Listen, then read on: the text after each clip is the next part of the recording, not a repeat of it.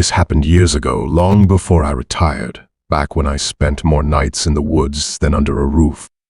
I was a field geologist in the Smoky Mountains those days.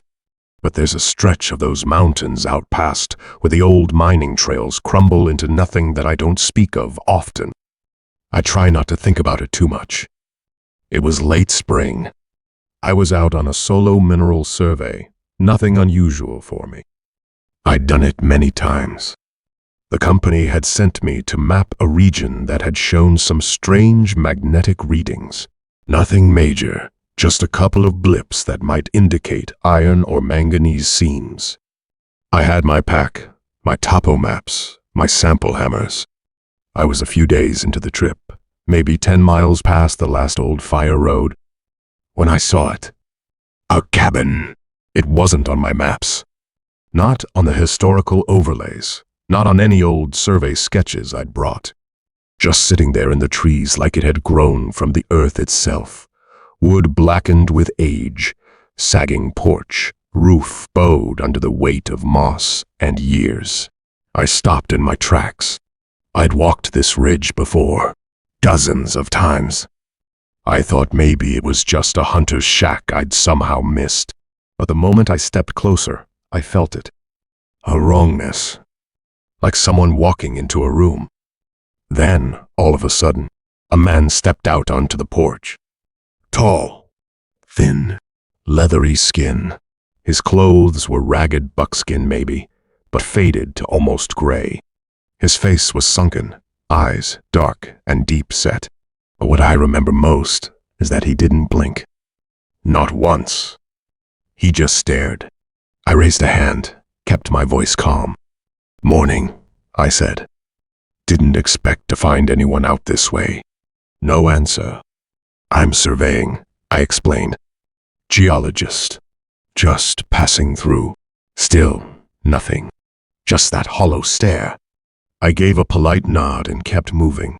I'm not one to trespass or stir up trouble. And something about that man, I wanted to be away from him. I didn't look back. I just made my way toward the ridge, trying to shake the feeling that I was being watched. About an hour later, I was crouched on a granite outcrop, logging a small pocket of hematite when the silence shattered. Oh my God! A rifle shot. Close. The rock next to me exploded in a puff of dust and stone. I hit the ground, heart slamming in my chest. Another shot rang out, whistling just overhead. I scrambled down the slope, sliding through leaves and brush, not caring about the cuts or scrapes. My only thought was to get out of the open. Then came the silence again, but not a peaceful one. I crouched behind a fallen log, scanning the trees. No movement. Just me, my pounding heart, and that oppressive stillness. Then he stepped into view. The man from the cabin. He moved without a sound. His rifle was raised. He stared right at me, same expressionless face, same dead eyes. I froze. I had nowhere to run. He held that rifle on me for what felt like a full minute. Then, slowly, he lowered it. "Thought you was a pronghorn," he muttered. His voice was dry, gravelly, emotionless. I didn't know what to say. My mouth worked, but no words came. He just looked at me. Then he pointed with the barrel of his rifle toward the slope behind me. "There's a vein, just under the rock shelf. You missed it." And with that, he turned and walked away, back into the trees. Gone in seconds. I stayed frozen for a long time. Eventually, I gathered myself and checked the spot he'd mentioned. Sure enough, just beneath a layer of schist was a narrow band of iron-rich rock. I flagged it for later, still shaken but trying to focus. When I made it back to civilization a few days later, I started digging through the archives. I needed to know what the hell I'd seen, what I'd nearly died for. And that's when I found it. A homestead had existed. A family settled that patch of land back in the late 1800s. Last record of them was from 1965. After that, nothing. No census, no sales records, no graves. They just disappeared. Some said they were run off by the government for squatting on protected land. Others whispered that the place was cursed, that people who went too deep into those woods didn't come back the same, if they came back at all. A few weeks later, I convinced my team to go back with me. I didn't tell them everything, I just said I wanted to double-check some deposits. We hiked back to the spot. Sure enough, the cabin was still there, but it looked different, more decayed, like it hadn't been touched in decades. We stayed a few more hours, marking the mineral vein and logging GPS coordinates. We never saw him again. I don't go out to that part of the Smokies anymore. Haven't in years. It was late November, years ago now.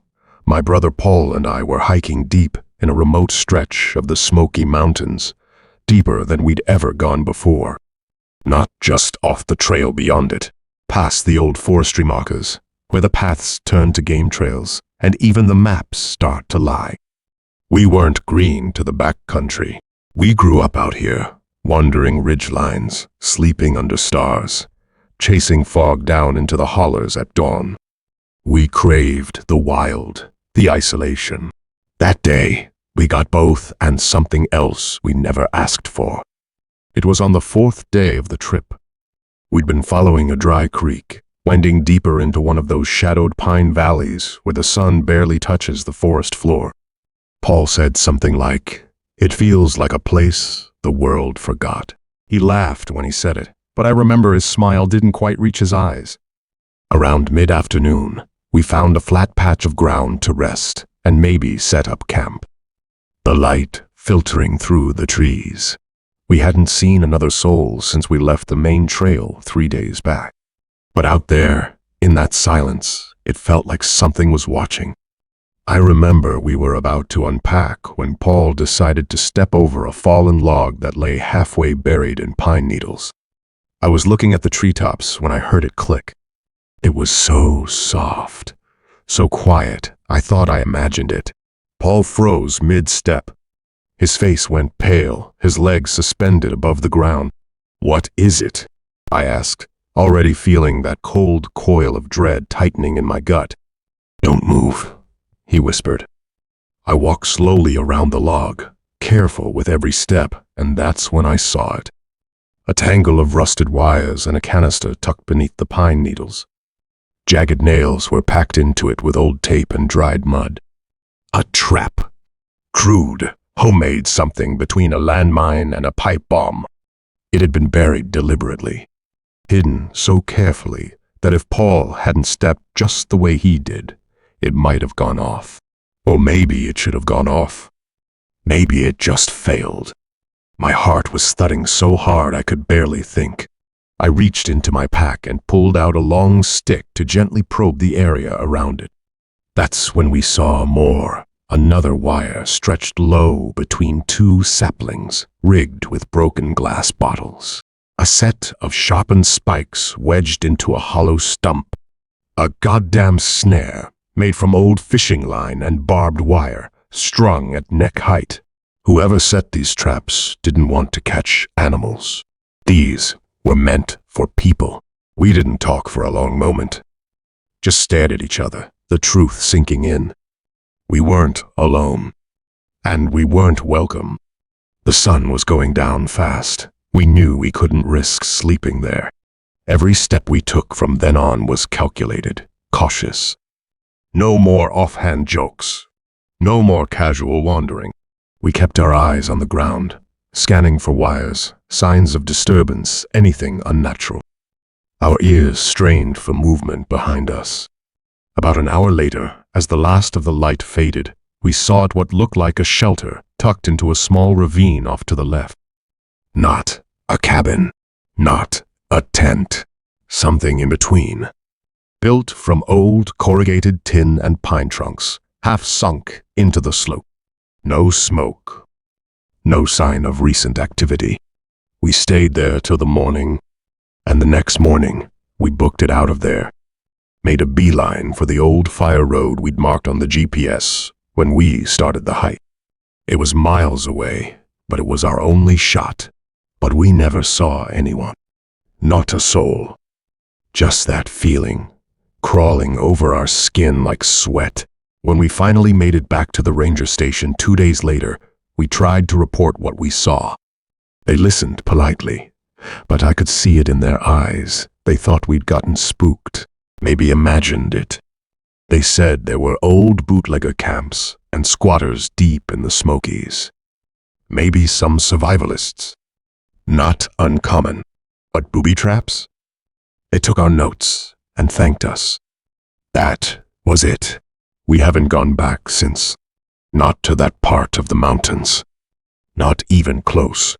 Those traps weren't new. They were maintained. Someone out there still checks them, still resets them. Someone who lives so deep in the mountains they've forgotten or rejected the rest of the world. And they don't want visitors. And if you're not careful, you won't be coming back.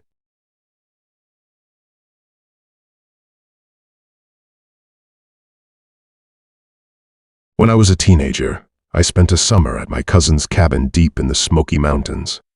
The cabin was miles from the nearest paved road, nestled far back into thick forest where cell service was non-existent, and the closest neighbors were miles away.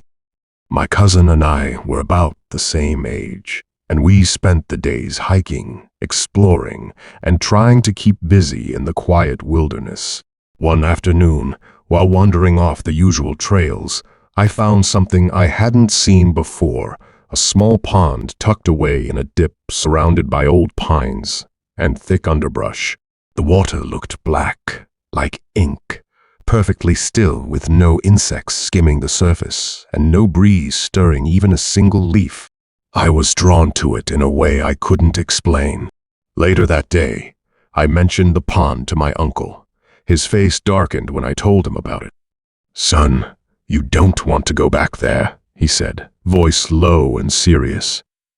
"That place, it's not right. Best to leave it alone." I pressed him for details, but he only shook his head. "Just trust me." That warning, of course, only made me more curious.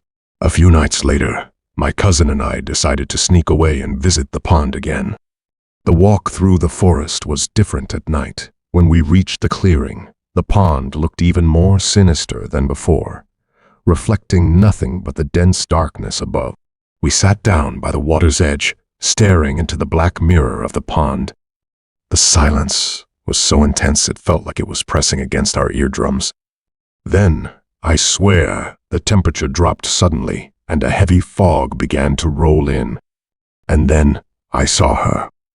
A figure forming from the fog. But as I blinked, the shape became clearer.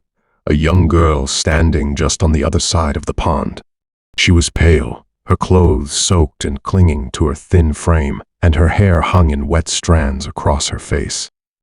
Her eyes were empty, dark pits staring right through us. I tried to speak, but no words came. My cousin froze beside me, just as stunned. We noticed then the faint, wet footprints tracing circles all around the edge of the pond, bare footprints, small and delicate, as if someone had been walking endlessly around the water's edge, never stepping away. The girl took a step forward, her expression unreadable. And then, without any sound or warning, my cousin vanished. Panic slammed into me. I shouted his name, called into the night, but no answer came back. I was alone. When I finally reached the cabin, I burst inside and told my family what had happened. They called the authorities, though none were eager to get involved with such a remote, strange case. The next day, the sheriff and a small team arrived and went straight to the pond. They spent hours draining the water, the muddy bottom slowly revealing its terrible secret. At the bottom, 6 tiny skeletons lay scattered in the muck, the remains of children long dead. Judging by their size, they had been no older than 5 or 6. The sheriff said they were likely victims of some ancient ritual, drowned and hidden away in the dark pond. My cousin was found near the pond's edge later, disoriented and silent, unable to explain what had happened or where he'd been during the night. His eyes held the same empty, haunted look as the apparition we had seen. I left the Smoky Mountains soon after. I learned too late that some places are meant to be left alone, places where the past never stays buried and the dead never truly rest. The Smoky Mountains had always been a place where I found peace and escape from everything. I set out early that morning, moving slowly through the dense underbrush. But as the sun began to climb, something shifted. The forest seemed empty, too empty. No squirrels darting across the path, no rustling in the bushes. My friends Kane and Roger had told me earlier, this area was perfect for hunting, but I couldn't find any signs of life. No tracks, no droppings, nothing. I kept moving, scanning every inch for a clue. The trail I'd been following vanished. The creek I hoped to find never appeared. For a moment, I was lost, really lost in this strange, alien forest. When the sun was higher, I tried to get my bearings.